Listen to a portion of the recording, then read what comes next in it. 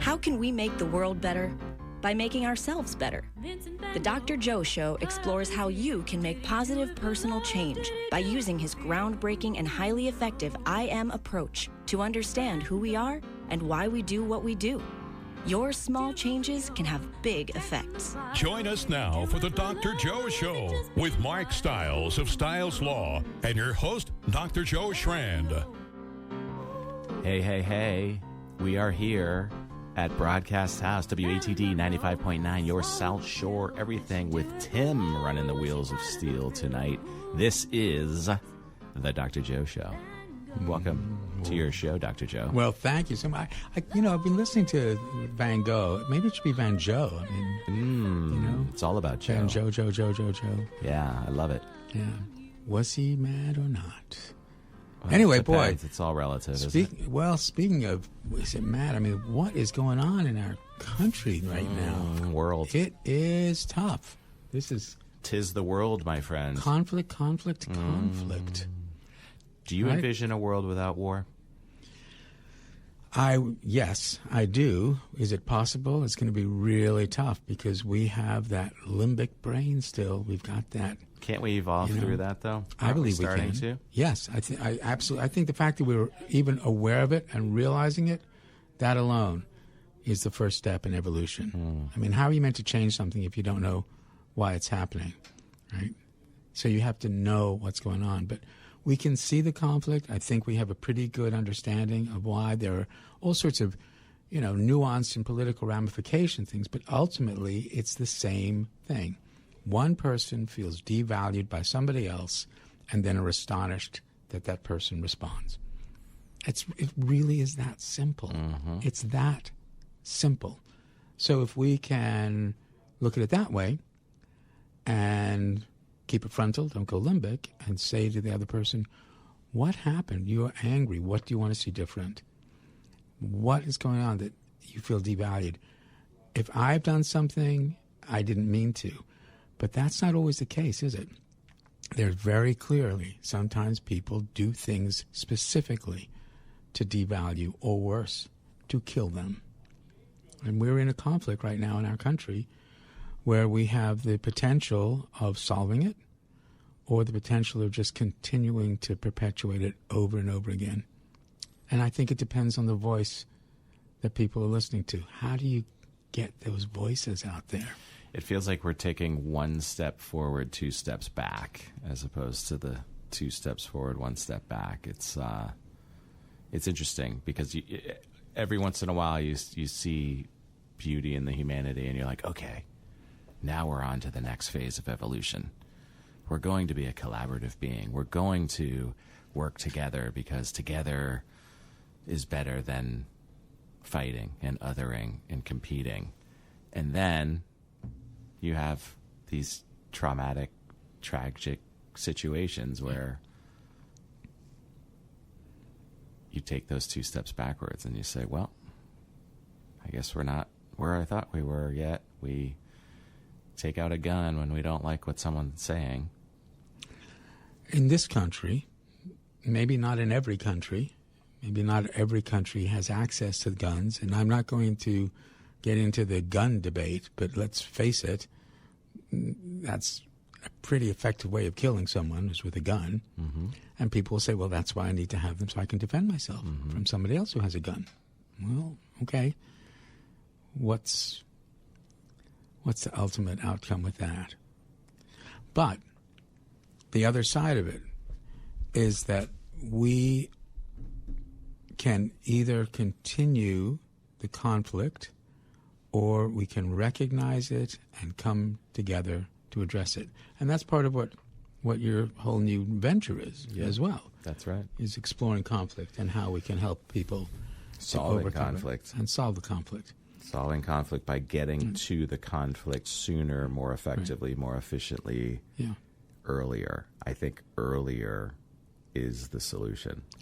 Right? Why let it start to fester and bubble and hold on to it? And anticipate that there can be conflict. But, to go back to your earlier point, every culture has these, potentials to be together. That's what a family is. That's what relationships are. I mean, we have the model already of what it is to work together. The problem that we have, I think, as humans is our groups now are so huge and large that we sometimes cannot really anticipate what it would be like to work with a complete stranger. And yet, you know my phrase, every friend was once a stranger. Right. Think about that, folks. Every friend that you have now was once a stranger. So why can't every stranger be a friend? So how do you convey that message to everyone, right? There are leaders, there are community leaders, there are family leaders, you know, the matriarch, the patriarch. There are community leaders, there are great organizational leaders who get it. How do you convey it to those that simply don't understand it? They don't know the definition of ignorance, right? They don't know what they don't know.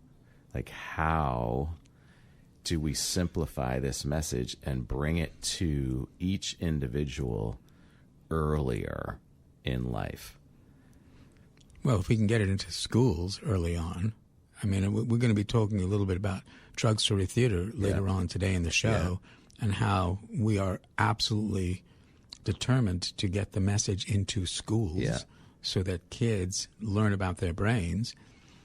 But I think every person can relate to the fact that they have somebody that they like. Right.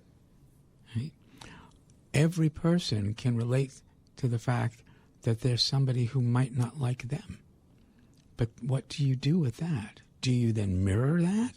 Or do you say, well, what's going on there?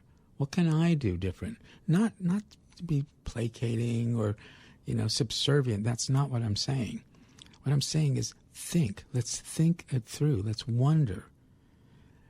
We know that we have a human history of racism and bias and belittling people and sticking them into groups and saying, your group isn't as good as my group. We know that. Okay. But we're one group. It's humanity. We can get the message out, and it might be one person at a time, but with media that we have now, we could potentially reach a lot of people at the same time, and then have those people reaching their communities and other people. WATD, I mean, I'm so honored that we get a chance to send this message out every week. Yep. The Dr. Joe Show, exploring who we are and why we do what we do. There isn't a judgment in that. It's exploring who we are and why we do what we do. We can really discuss that. We don't have to have the same perspective. And the reality is we don't. We simply can't. Mark, even if you and I switch seats, it doesn't mean we're going to have the same perspective. Right. How cool is that? We have this opportunity to have billions of perspectives. That's knowledge. That's wealth. That's exciting to share that information. But in order to share that information, you have to be able to trust someone. Trust is based on value, which is based on respect. Respect leads to value. Value leads to trust. It's not a surprise that if we have a world full of disrespect, we have a world full of mistrust. There's nothing surprising about this. I mean, I'm very fortunate that I got a chance to study sociobiology early on when I was, 19 years old. And learning about how evolution worked, how our human brain developed, that created a foundation for the I Am approach. Whether you believe in evolution or not, whether you believe in God or not, the point is human beings have that capacity to care about another human being. That's amazing. Why don't we use that more? Let's use caring more, just as just as our sponsors care for us on a regular basis. And with that in mind, I would like to hear the care from our sponsors and share it with you guys on the Dr. Joe Show. We'll be right back with the Dr. Joe Show and our guests in Drug Story Theater. Hey folks, thank you for listening to the Dr. Joe Show. We've been investigating whether or not we want to bring sponsors into our podcast. What are your thoughts? Do you know somebody who might be a good partner with the Dr. Joe Show, who may want to align their product or service with the Dr. Joe Show? Think about it. And we're back with the Dr. Joe Show right here live at Broadcast House, WATD 95.9, your South Shore everything. Yeah. So, Mark. Sir? You know, I really appreciate that we get a chance to talk about this on the show. We talk about cooperation. We talk about the world. We talk about who we are, why we do what we do. And one of the things, as you know, that I'm very interested in is making sure that we move away from the stigma and pathologizing of people who have difficulty with mental health and also with substance use. And with that in mind, I wonder if you could introduce our guests for tonight. Well, we have two guests, Dr. Joe. The first individual has worked in the substance use field for over 30 years in various capacities in the United States and overseas in Russia. Since 2015, he has run programs providing community-based recovery supports, recovery coach, recovery support navigator, etc., in a variety of settings, hospitals, prisons, outpatient. Currently, he is the director of the Connect 2 recovery program at Riverside Community Care. He is CCAR trained recovery coach professional who has been training peers and peer supervisors through the Recovery Education Collaborative since 2016.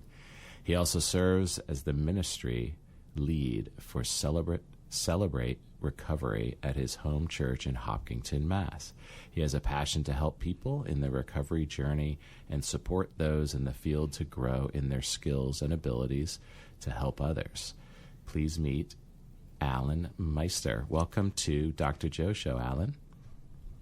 Thank you. Hello, Alan. And Alan's on the phone calling in. Thank you so much. Hold on right there. Stay right there. And we got another guest in studio. We have one live right here, an amazing human being, resident of Marshfield for 26 years. She's been the chief operating officer of the not-for-profit 501c3 Drug Story Theater since 2016, and prior to that worked in the public accounting world at KPMG and as a division comptroller in the financial markets group at State Street. She has held many volunteer positions in Marshfield as a member of the Marshfield FACS and an officer of the Marshfield Education Foundation, PTO president, school council member, PAC 97, and Troop 101 treasurer, and has run the Boston Marathon 3 times. Folks, please welcome Miss Kathleen Wright. Welcome to Dr. Joe, Kathleen.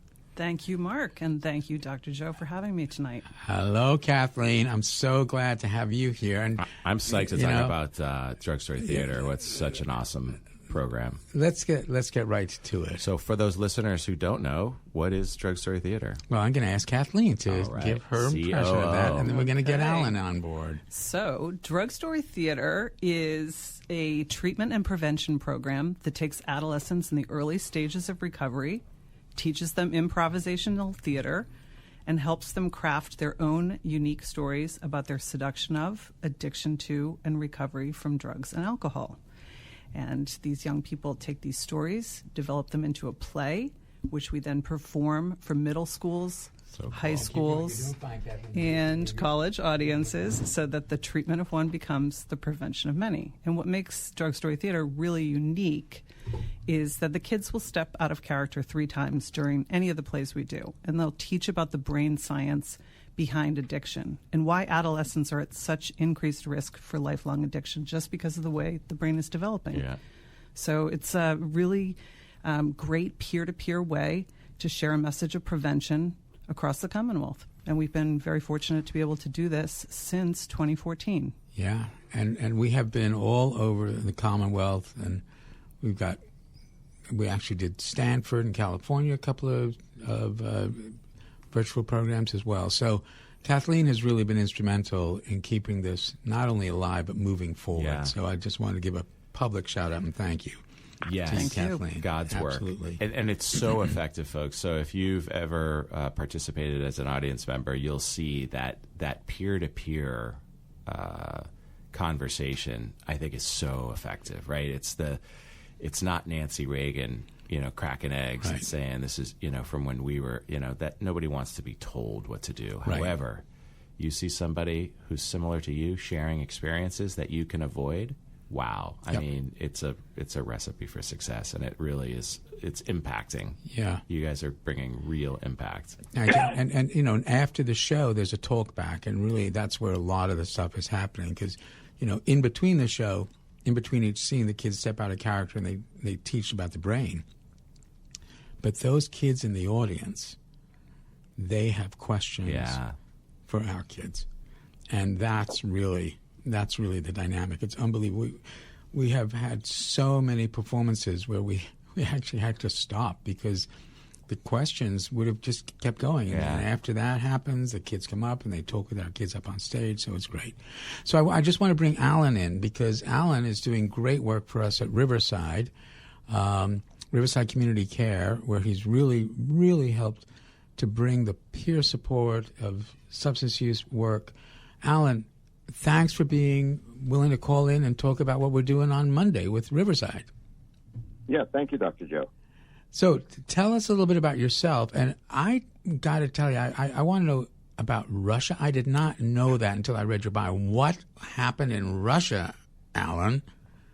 Well, that's an interesting story. So I had opportunity to travel to Russia and to work with churches there. Primarily, it was 12-step work, but we introduced the process of recovery to churches, many of whom were, had never even heard of recovery. When we first got over there to Moscow in, I believe it was 1998, AA had been in Moscow for 12 years.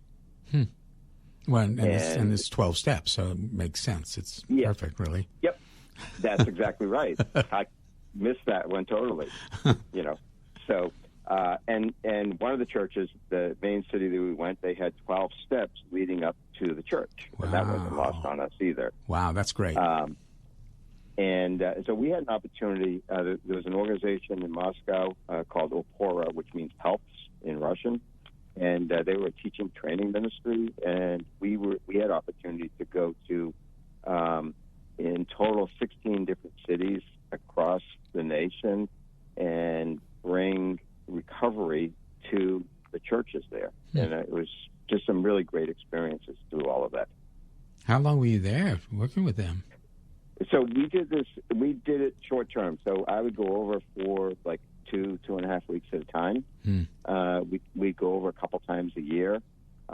Towards the end of my time doing that, we had an opportunity to go back and revisit some of those communities that we had visited prior. And we saw some really, really interesting results from that. For instance, one church that we went to was in a particular community about 500 miles from Moscow. We went there and we presented. We would kind of walk them through, the 12-step process. And for the churches, it was really important to have a understanding that this was biblically founded. So we would go into the scriptures and talk about how the steps related to the scriptures. And that made it acceptable, to them. We would model for them how to actually run a 12-step group, and then we left. And in this one particular church, it was a Pentecostal church, about 600 people in the church. They were really enthusiastic. We came back the following year, hoping that they would have, a group going. They didn't have a group going. So we asked them, well, why not? And they had a bunch of questions for us too. when we returned. And what it really came down to was they started meeting. The church wasn't used to anything recovery, right? And nobody was coming to the meetings, so they stopped meeting. So first thing we told them was, hey, just keep meeting. Just be there. Be available. Eventually people will start coming. And then we talked about some other things, around just sort of the process and so forth, for them. We left. We came back the following year, hoping that, they would have one group going. And in fact, they had a group going. They actually had 12 groups going. Wow. On all different topics within the church. It was really, really, an amazing experience to see that sort of thing happen. So I'm curious, was there resistance to just the whole concept of alcohol use in Russia? Or were they aware that, that they had some people with... So I don't know what you mean by resistance. I mean, this, as the reputation sort of is in Russia, alcohol very prevalent. Yeah. You could walk up to a kiosk in on a street corner and buy alcohol, and you didn't have to be of age.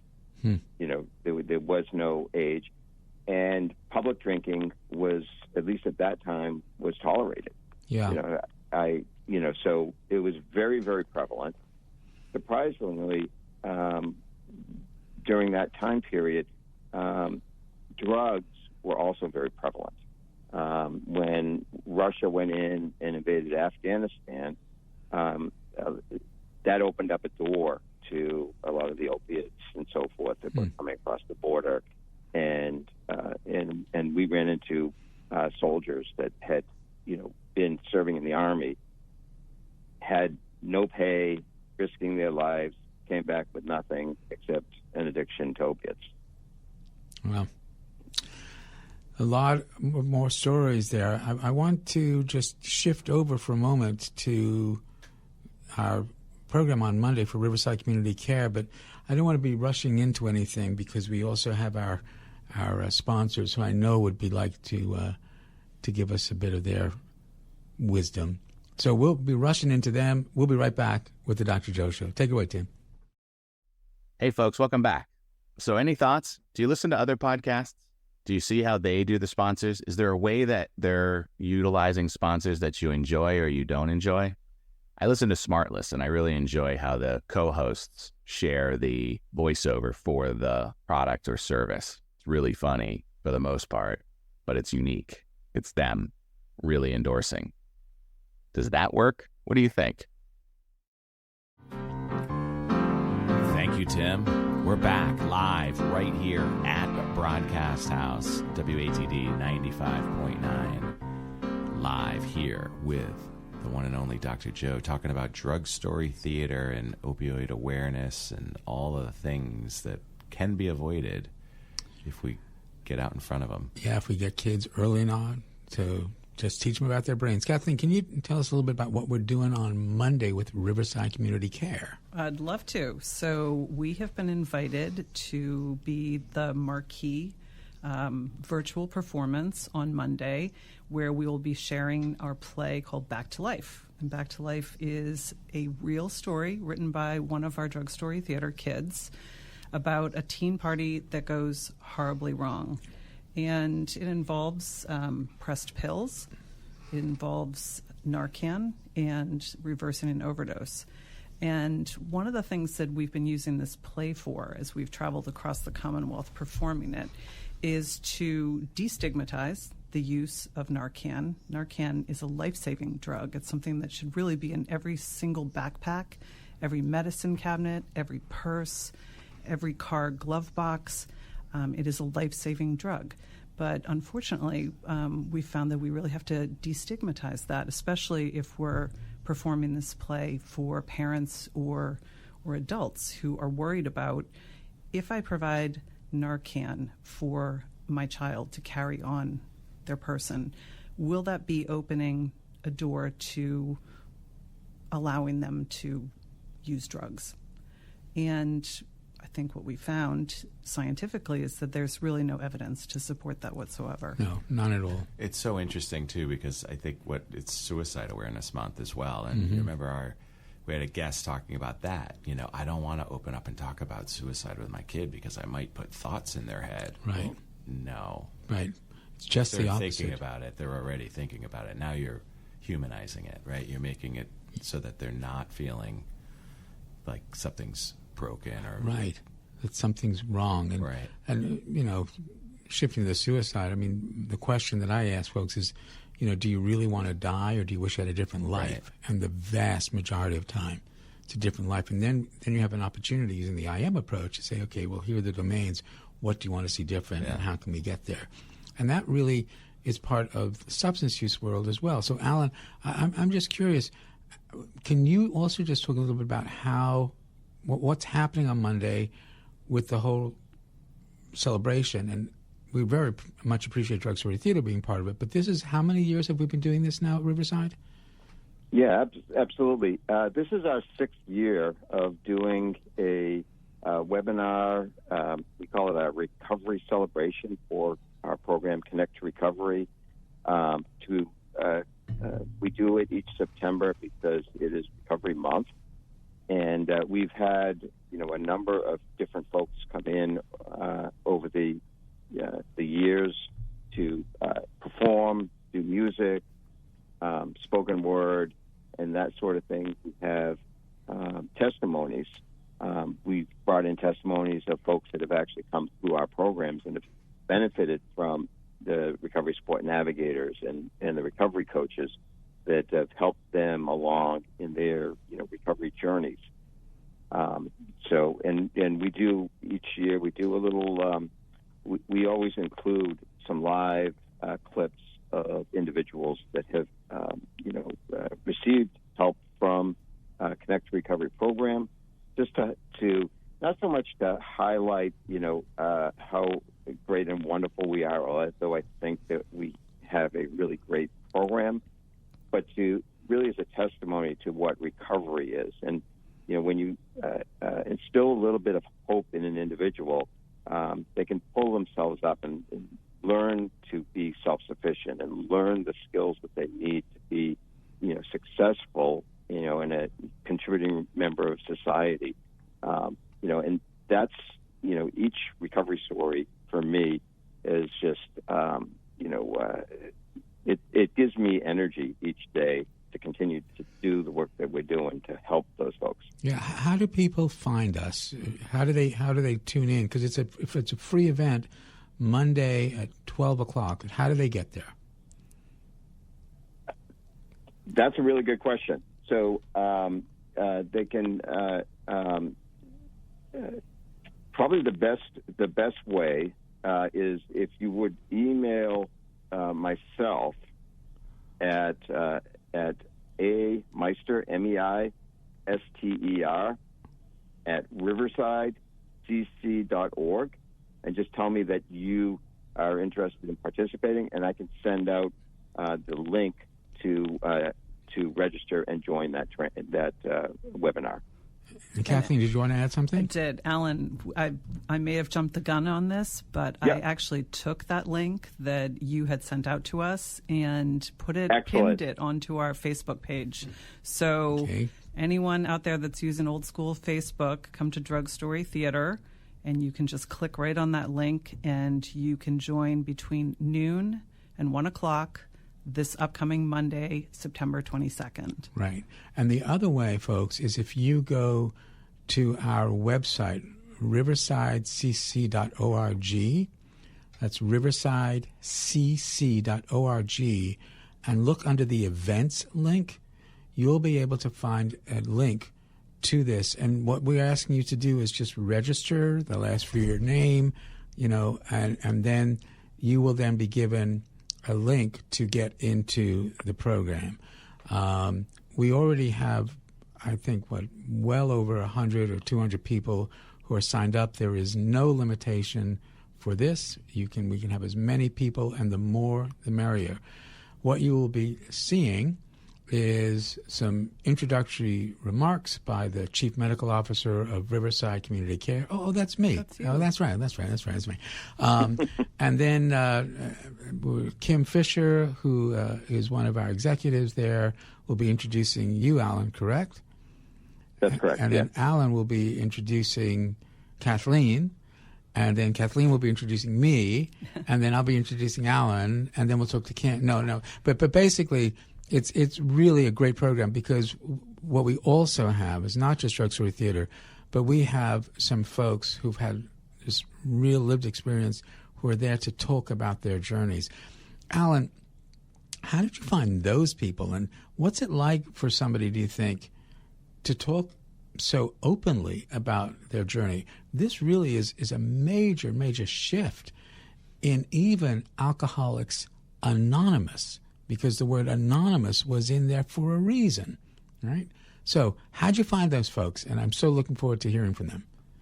Yeah, so these are folks that we have worked with. So, they've had recovery coaches, they've had, recovery support navigators. What is a recovery coach? What is a support navigator? Because I think our audience may not know these things. Go ahead. Yeah, thanks for asking. So a recovery support navigator is somebody who comes alongside and helps people in recovery to connect to community resources that are available to them. Many of our recovery support navigators also have lived experience of substance use, which it just helps them, to be empathic and to know what folks are going through so that they can really connect with them. The recovery coach is somebody with lived experience. They're a peer that comes alongside and supports that individual. So they will provide social and emotional supports and help them get connected into the recovery community. So and both of those roles, can support the individual as they're kind of negotiating their own personal recovery. The goal is to help them build their recovery, whatever that might look like, because for everybody that might look a little bit different. Yeah. And the folks that we have on the webinar that are going to be sharing some of their experiences, Dr. Joe, you're talking about, that anonymous thing, right? Mm-hmm.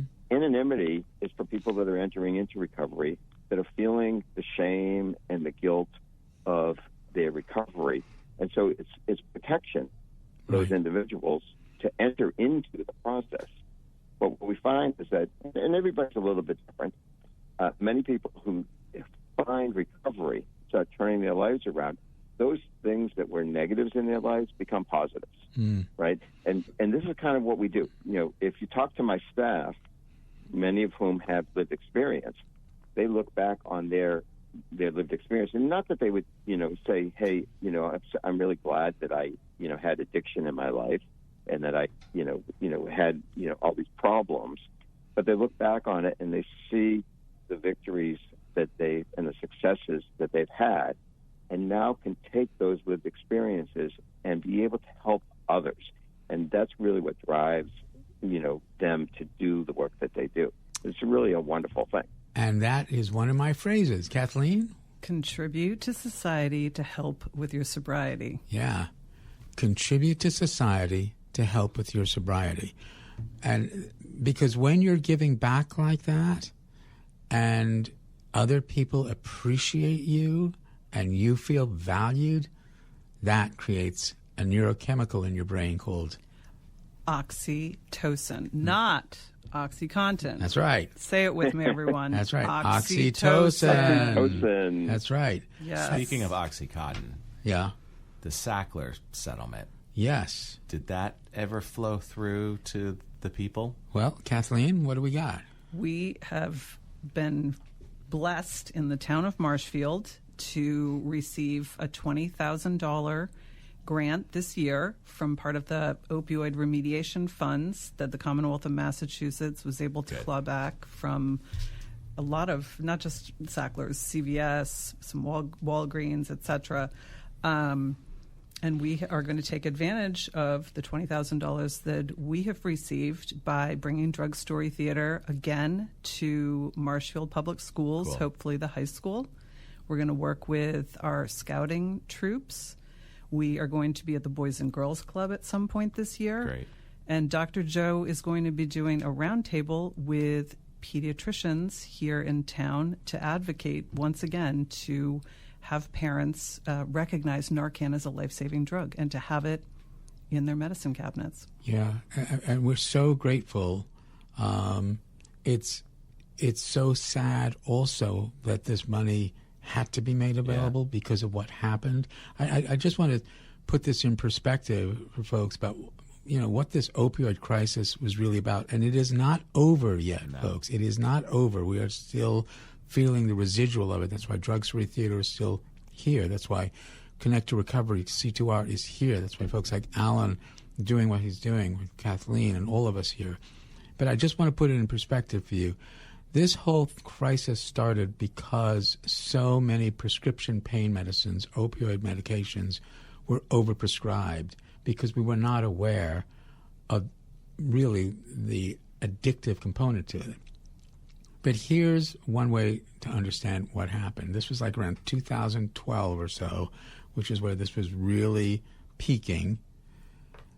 Enough prescription pain medicine was prescribed so that if you took all the prescription pain medicine, the OxyContin, oxytocin, Percocet, and converted it to Vicodin. So these were called Vicodin equivalents. So Vicodin is also an opioid. If you looked at all the Vicodin equivalent that was prescribed in the United States, every single one of the more than 300 million people could have 5 milligrams of Vicodin every 4 hours for 3 weeks. Just think about that. Every single one of the people in the United States. That's the overprescription. Here's another way of visualizing it. Vicodin is about 5 or 7 milliliters long. So if you took all that Vicodin that was prescribed and stacked it, put it end to end in a line, right, it would reach from here to the moon and back. Wow. That's just a perspective. That's what we did. That's what we created with that overprescription. But one of the things that we have never overprescribed, our sponsors. They are always here, and I am grateful for that. We can never have enough of them. Let's hear from our sponsors, and we'll be right back with the Dr. Joe Show to talk about Connect to Recovery. Hey, welcome back. And again, we're super grateful for you listening to the Dr. Joe Show. If you have anyone that you think might be a good sponsor, shoot us an email at drjoepodcast@gmail.com. DRJOE podcast@gmail.com. Give us your thoughts about the show, too. We're wondering, are we talking to the trees, or are people really gaining value in this? Please let us know. Thank you again, and enjoy the rest of the show. And we are back with the Dr. Joe Show, talking about Drug Story Theater and the new show that talks about Narcan. Now, Narcan, that's a simple nose spray, right? Is that how it's implemented? That is it. Kathleen, you want to? It's super so easy. Usually one of our Drug Story Theater kids, Emily, she'll do a training for using Narcan. Cool. And she's so funny. She'll be up there on stage. She'll pull out the box of Narcan. She'll be like, all right, the hardest thing is literally opening the packaging.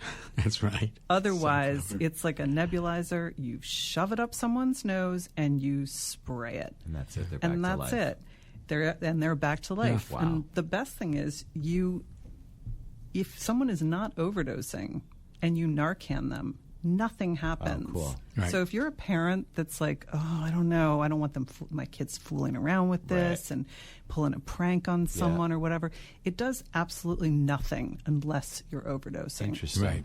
So it's not like a shot of adrenaline. Nope. Nothing. No. It literally knocks the opioid off the receptor sites in the brain stem of the brain, which is where breathing and heart rate are controlled. That's why somebody... And those are being paralyzed by the opioid. Yes, is that what it is? Exactly right. Interesting. And so that's what Narcan does. And so the show that folks will see on Monday, as Kathleen says, is written by one of our kids who was at a party where somebody overdosed. Mm-hmm. And luckily, well, I'm not going to give it away. Well, and I just want to stress, too, that pressed pills, I'm not sure if a lot of people understand what a pressed pill is, but a pressed pill is something that contains fentanyl or xylazine, usually fentanyl, and it is replicating a common drug like Adderall or a Percocet or a Valium or an ecstasy. So, a young person at a party that thinks they're doing one of those drugs, more often than not, they're doing a pressed pill that contains some level of fentanyl. And the thing with fentanyl is, these pressed pills, they're not FDA approved. So you have these wild amounts per pill. Right. One kid could be taking a pill that has de minimis amount of fentanyl and nothing really happens, but another kid could overdose. And it's scary because we work with the drug enforcement and police a lot, and they're telling us that 95% of the drugs that they're finding on the street contain some level of fentanyl. Right. Where are these being created? Where's the laboratories that are pressing these pills together? Well, I'm not sure anybody can absolutely know that. I mean, if we knew exactly where they were, we'd probably be going in and closing them down.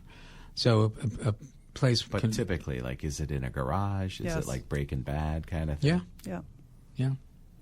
It's there's homemade chemists. Right. And remember, fentanyl, though, however, itself is a very helpful medication. I mean, we use it for anesthesia, we use it for pain control. When it is managed and prescribed correctly, it can absolutely change somebody's life for the better because pain is crippling. So it's okay to use medications to manage pain. But the problem is that these things can be mismanaged. They're incredibly addictive. And as we know, we have this overdose problem. That has not gone away. Even though we have Narcan, we have had fewer overdose deaths in most populations, but not fewer overdoses. Right. We still have overdose deaths in folks in their mid-20s. I think Massachusetts just put some numbers out recently saying that death rate has not gone down. But in general, Narcan has saved so many lives already. And as I said, there's nothing wrong with it. I mean, you would carry around an EpiPen if you had an allergy. You could use that EpiPen on somebody else. Narcan, one of the things that I say in our talk back on the show is Narcan is the only medicine that I prescribe that I expect to be diverted and used on somebody else. I prescribe lots of medicines. I don't want you to take the medicine I'm prescribing to you and give it to someone else. But Narcan, absolutely. Does it require a prescription to get Narcan? It used to. Now, nope. You can get it. It's over the counter. And Alex Wally, one of my colleagues, was really the one who got that going in the Commonwealth. And you think every house should have this? Every house. Workplace, every glove box. Yeah. And have it accessible. Have it accessible, Have it so that you can literally take it out of the box, squirt it up somebody's nose, and they will recover. And obviously you're going to call 911, you're going to get all the help. Right. The other thing that we talk about with Drugs Free Theater is the Good Samaritan law, so that if you're involved in drugs and alcohol and somebody is overdosing, you can call 911 safely, you're not going to get in trouble, and you'll be able to save a life. So I think that's important to know. Yeah. Right, because how many times does that happen? Yeah, absolutely. I'm not calling. That's right. I'm not going to get in trouble, and somebody can die. And they all run. And yep. So, Dr. Joe, you had mentioned Dr. Alex Wally, who was definitely one of the pioneers here in the Commonwealth for bringing Narcan to the people. I just want to stress that you, Dr. Wally, Dr. Scott Weiner at Brigham and Women's Hospital, and Jen Knight Levine at Safe Coalition have really made it a crusade these past 18 months to ensure that every high school student graduates recognizing what an overdose looks like and how to reverse it with Narcan. Yep, that's right. Because those high school kids are going to go to college, some of them. Yeah. And even if they're not going to college, some of them may go to parties. Yeah. There may be somebody down. You've got your Narcan. You can save a life. I mean, just think about that. You can save a life. Right. Wow. You can save a life. Right. We've got a few minutes left today. I want to get to the two questions because with Dr. Joe Show, the I am approach, remember, we're always doing the best we can, influenced by 4 domains, your home domain, social domain, biological domain, and the I see, the way I see myself, the way I think other people see me. Because the domains interconnect, a small change can have a big effect. We don't have to change everything. So I'm going to ask you first, Kathleen, based on what we're talking about, what small change can you recommend to our listeners? Small change that I would recommend is probably when we were talking about anger and conflict earlier, to remember that anger is a very limbic emotion, and to also, this has been something that I have learned from Drug Story Theater that has just really had a big impact on my life. When was the last time you got angry at someone treating you with respect? Yeah. Mm-hmm. I use that all the time. I get cut off on the highway, I get interrupted maybe, and my first impulse is to be angry, and then I sit there and I use my prefrontal cortex. Yes. And try to figure out, why am I really angry? I'm angry because I feel like I was disrespected. Right. So take a moment, use your prefrontal cortex, and don't go limbic, and work it through. That's great. Yep. Great small change. Keep it frontal, don't go limbic. Alan, same question to you. What small change can you recommend to our listeners based on what we're talking about tonight? Yeah. For me, I think the small change would be just take time to connect with those around you, the people that you care about. It's been said that the opposite of addiction is connection, and getting connected is so powerful. It lets people know that they're important, that they matter to you, and connection with one another. It has a tremendous healing power in people's lives. And it doesn't take a lot to put in a little bit of extra effort to, connect a little bit more with the people that you care about that are around you. Yeah, it's true. And in many ways, we do that with Drug Story Theater, certainly. There's an exercise we have at the end of the show with the audience where we say, for the next 30 seconds, whoever's sitting closest to you, just say something nice about them.